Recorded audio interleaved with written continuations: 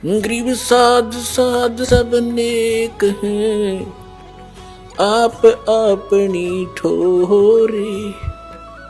जो सतलोक ले जावेंगे वो साधु कोई और।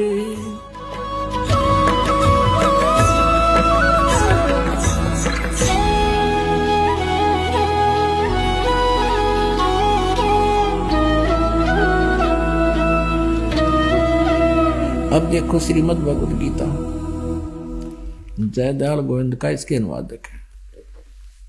अध्याय नंबर 4 श्रीमद् भगवद गीता, और ये यहां से शुरू होता 25वां।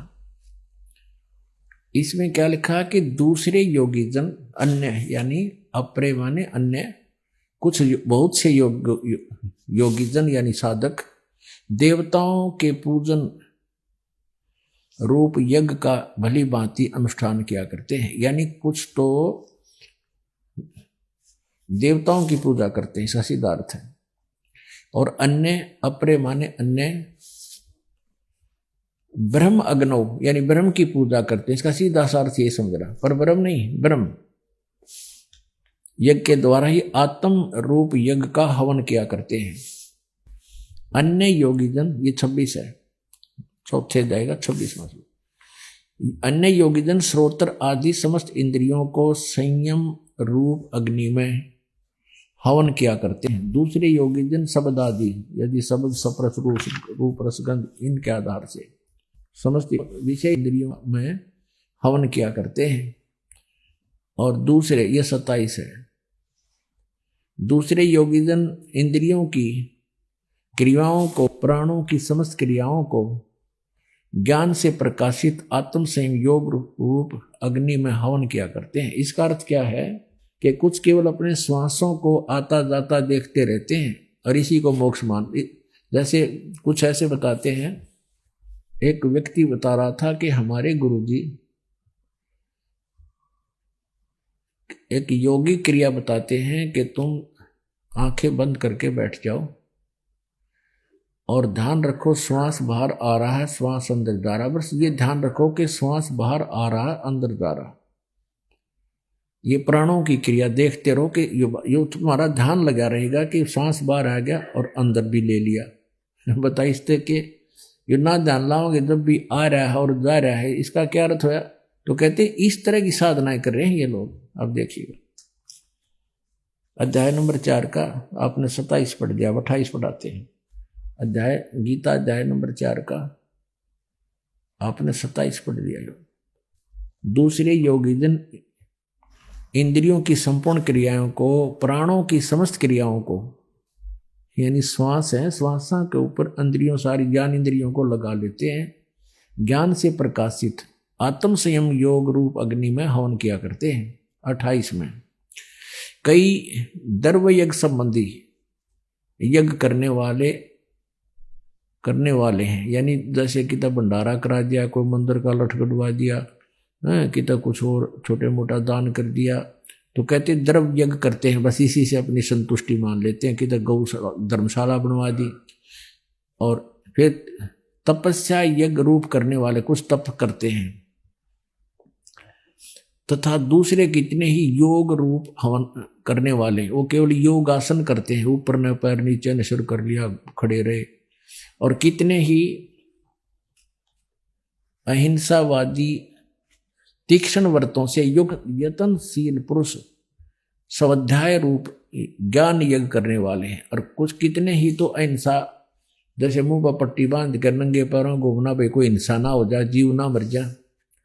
और कुछ केवल स्वाध्याय करते हैं, ज्ञान यज्ञ करते हैं। स्वाध्याय माने ज्ञान, स्वाध्याय ज्ञान यज्ञ है, स्वाध्याय को ज्ञान यज्ञ कहते हैं करने वाले। 29 में और 30 में कहा है दूसरे कितने योगीजन अपान वायु में प्राण वायु को हवन करते हैं, वैसे ही अन्य योगीजन प्राण वायु में अपान वायु को, यानी अपने अंदर क्रियाओं से अंदर की वायु को ऊपर नीचे अपना अभ्यास से करते रहते हैं।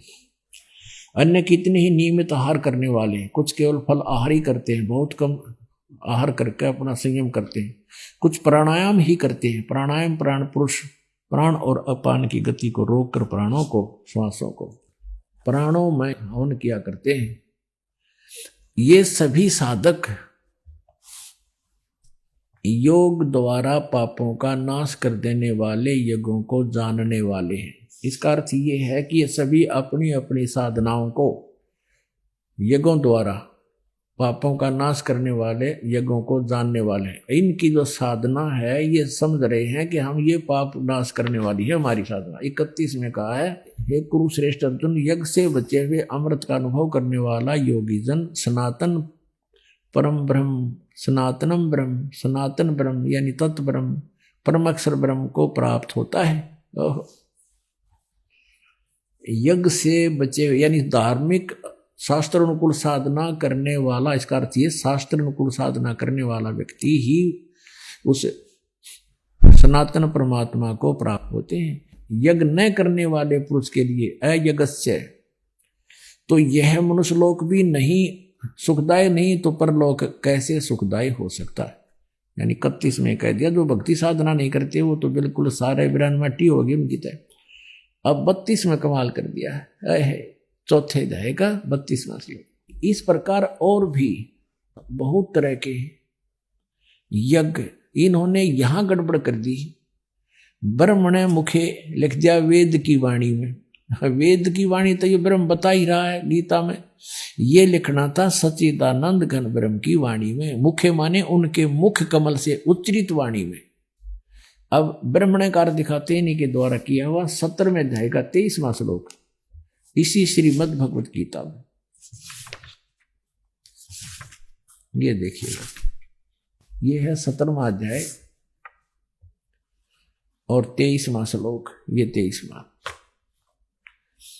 ओम तत्सत इति निर्देश है ब्रह्मणे त्रिविध समर्थ है।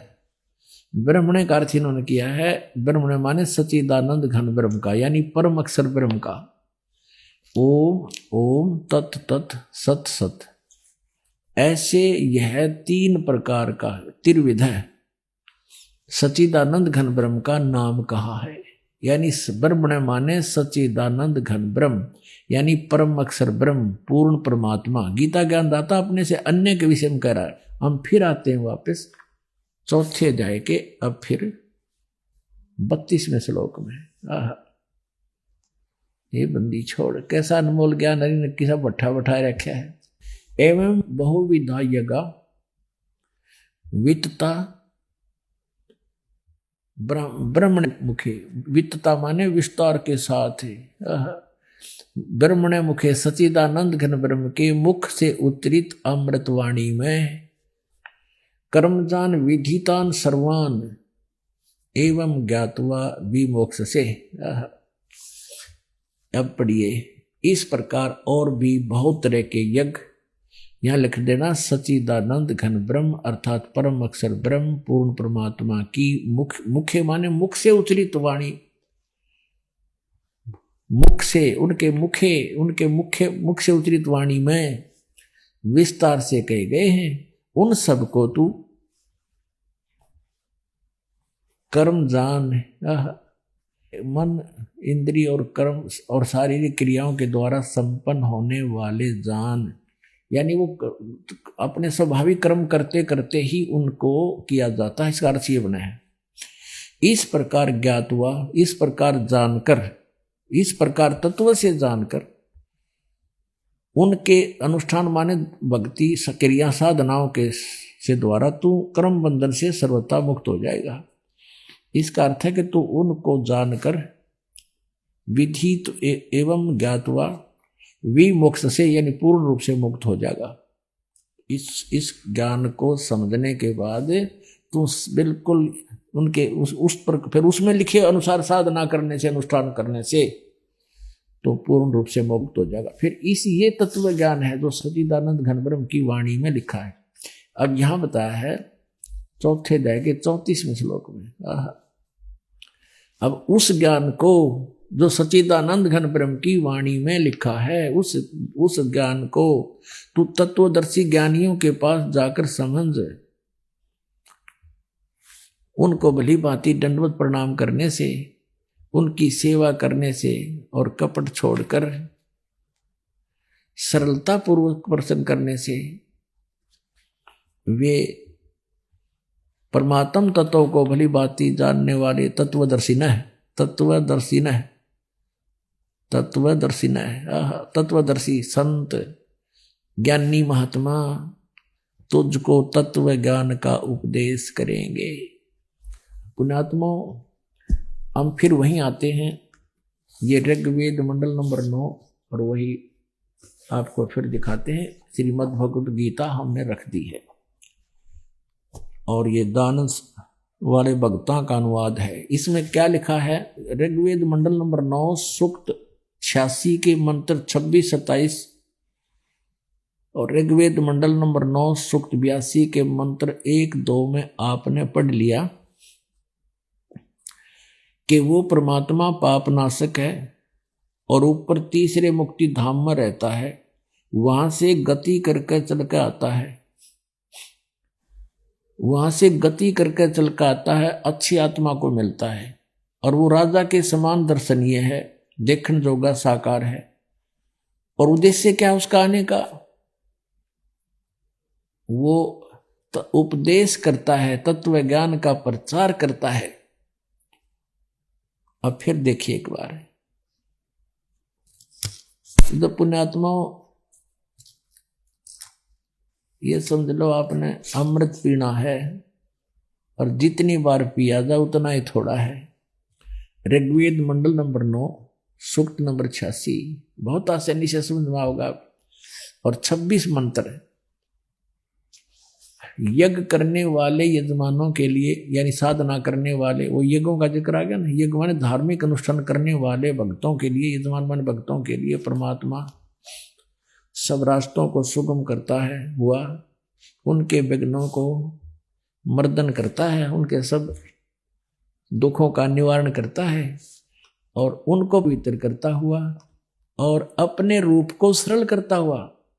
अब सतलोक में परमात्मा जहां वो एक स्थान पर रहते हैं, एक रोमकूप में, ये एक रोमकूप है, इसमें करोड़ सूर्य और करोड़ चंद्रमा मिला दे, ऐसा ये एक रोमकूप की रोशनी है परमात्मा की। ये बाल का छिद्र जो बोलते हैं इसको रोमकूप कहते हैं। तो उसमें इतनी तेज है, करोड़ सूर्य करोड़ चंद्रमा मिला दे तो हम उसको देख नहीं सकते। अगर वो न्यू का न्यू यहाँ जाते हैं, अपने उस रूप को हल्के तेज पुंज का बना कर आते हैं, यानी मनुष्य हमारे जैसा ही मिलता जुलता सा, लेकिन फिर भी उनका शरीर बहुत अच्छा औरों से निखरा हुआ होता है। तो अपने रूप को सरल करता हुआ वह कांति में परमात्मा कबीर देव, यह लिखना था, कबीर देव विद्युत के समान क्रीड़ा करता हुआ पहुंचूंगा छिन्न एक में, सन एक क्षण में परमात्मा कहते हैं मैं एक क्षण में आ जाता हूं। वर्णीय पुरुष को प्राप्त होते हैं और वो परमात्मा अब 27 में ऋग्वेद मंडल नंबर 9 सूक्त नंबर 26 का, ऋग्वेद मंडल नंबर 9 सूक्त नंबर 86 का मंत्र 26 पढ़ा। अब 27 में देखिए, जो परमात्मा ध्रुवलोक के तीसरे पृष्ठ पर विराजमान है, वह परमात्मा ध्रुवलोक के तीसरे पृष्ठ पर विराजमान है और वहां से गति करके आता है। अब देखना उद्देश्य क्या होता है उसका। ऋग्वेद मंडल नंबर 9 और सूक्त नंबर 82, सूक्त नंबर 82 का अब हम नीचे आते हैं, मंत्र नंबर 1। सर्वोत्पादक प्रभु यानी सबकी उत्पत्ति करने वाला भगवान, प्रकाश रूप, तेजो में रूप वाला, उसका तेजो में शरीर है, सद्गुणों की वृष्टि करने वाला, पापों का नाश करने वाला, पापों को के हरण करने वाला, वह राजीव राजा के समान। ये राजीव राजा के, ये 269 पृष्ठ पर, ये 270 पर पढ़ाएंगे आपको, के समान दर्शनीय है, देखने जोगा दर्शनीय माने साकार, और वह है पृथ्वी आदि लोक लोकांतरों के चारों ओर शब्दमान हो रहा है। वह वर्णीय पुरुष को जो दृढ़ भक्त है उसको पवित्र करता हुआ उसको प्राप्त होता है, मिलता है। जिस प्रकार विद्युत आकाशीय बिजली स्नेह वाले स्थानों को आधार बना के प्राप्त होता है। अच्छा, यहाँ देखना उसका उद्देश्य क्या है। ऋग्वेद मंडल नंबर 9 सूक्त नंबर 82 पर आगे हम पहला मंत्र पढ़ दिया, दूसरा और पढ़ाते हैं। हे परमात्मन, उपदेश करने की इच्छा से यानी ज्ञान देना आते हो, तत्व ज्ञान की इच्छा से आप महापुरुषों को प्राप्त होते हो और आप अत्यंत गतिशील पदार्थ के समान यानी बहुत तेज चलने वाले पदार्थ के समान हमारे आध्यात्मिक यज्ञ को प्राप्त होते हैं। आप कबीर देव हैं, आप कबीर देव हैं। जैसे ये देखिएगा 9 के 20 में कबीर देव लिखा स्पष्ट। ये देखिए ऋग्वेद मंडल नंबर 9 और सूक्त 20 का मंत्र 1, यहां स्पष्ट लिखा कबीर देव है, कबीर देव है। कबीर देव जैसे यजुर्वेद ऐसे ही ये कबीर देव है। कबीर ऊपर है, देव है, कबीर परमेश्वर। वह कबीर, ये लिखना था, वह कबीर परमेश्वर है, वह कबीर परमेश्वर है। इतना इसका कवि का अर्थ मेधावी लिख दिया। कवि का अर्थ कहते कवि लिख दो, काव्यकार।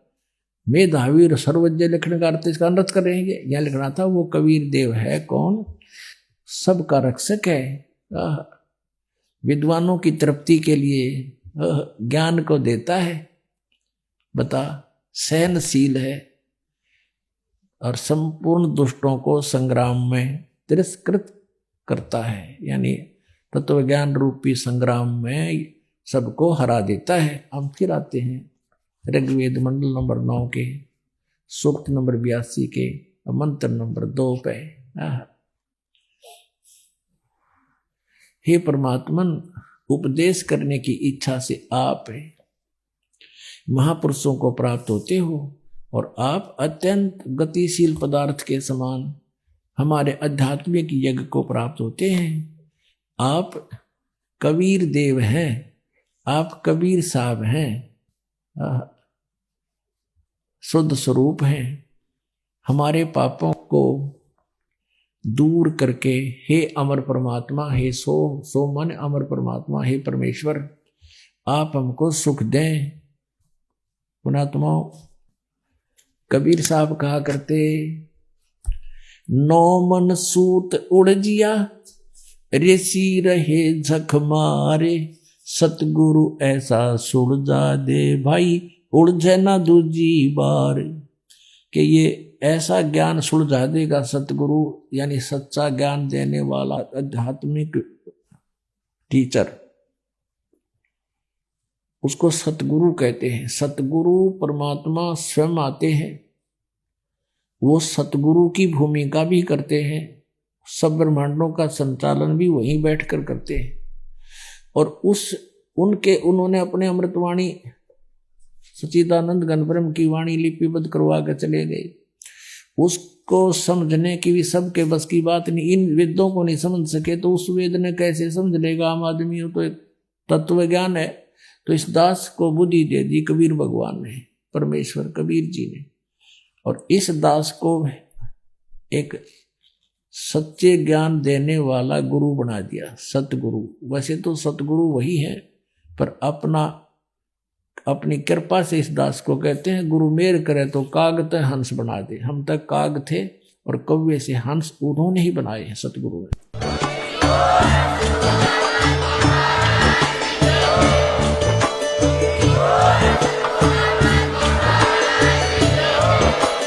आप सुन रहे थे जगत गुरु तत्वदर्शी संत रामपाल जी महाराज जी के मंगल प्रवचन। अधिक जानकारी के लिए विजिट कीजिए हमारी वेबसाइट www.jagatgururampalji.org। संत रामपाल जी महाराज जी के शुभ आशीर्वाद से पूरे विश्व भर में 500 से भी ज्यादा नाम दीक्षा केंद्र हैं, जिन पर संत रामपाल जी महाराज जी द्वारा ऑनलाइन निशुल्क नाम दीक्षा दी जा रही है। अपने नजदीकी नाम दीक्षा केंद्र का पता करने के लिए संपर्क करें 8222880541।